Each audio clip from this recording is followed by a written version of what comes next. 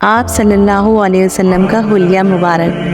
قد و قامت نہ درمیانہ قد یعنی نہ دراز قامت نہ پست قامت تھی،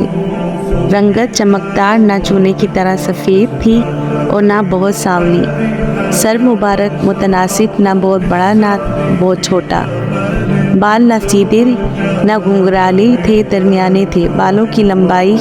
کانوں اور کندھوں کے درمیان، چہرہ مبارک چودھری کی چاند کی طرح روشن اور چمکدار، آنکھیں سفید اور ان میں سرخی مائل ڈورے، آبرو باریک اور باہم ملے ہوئے، پلکیں سیاہ اور سرمگی، پیشانی کشادہ اور چمکدار، ناک لمبی، دہن کشادہ، دندان مبارک کھلے صاف اور چمکدار جیسے موتی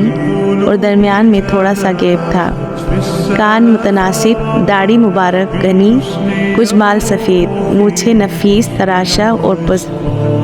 گردن لمبی اجلی چاندی کی طرح سفید، کندھے چوڑے، شانے مضبوط، ہڈیاں،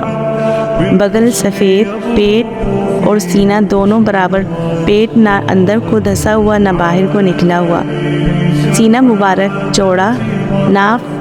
سینہ مبارک سے ناف تک بالوں کی باریک لمبی دھاری،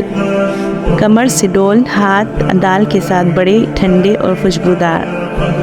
ہتھیلی اور انگلیاں گداز اور ریشم کی طرح نرم، کلائی مرمری اور دراز، جوڑ مضبوط اور کشادہ، تلوے گداز گوشت سے پر اور قدرے نرم، ایڑی کم گوشت والی، پنڈلی قدرے پتلی اور سفید چمکدار، چال چلتے ہوئے آگے کی طرف جھکاؤ رکھتے اور مضبوطی سے قدم رکھتے، پسینہ شفاف موتیوں کی طرح خوشبودار، جسم مشک و عنبر سے زیادہ خوشبودار، مہر نبوت، آپ صلی اللہ علیہ وسلم کے دونوں کندھوں کے درمیان کبوتر کے انڈے جیسی مہر تھی، سبحان اللہ، ماشاء اللہ۔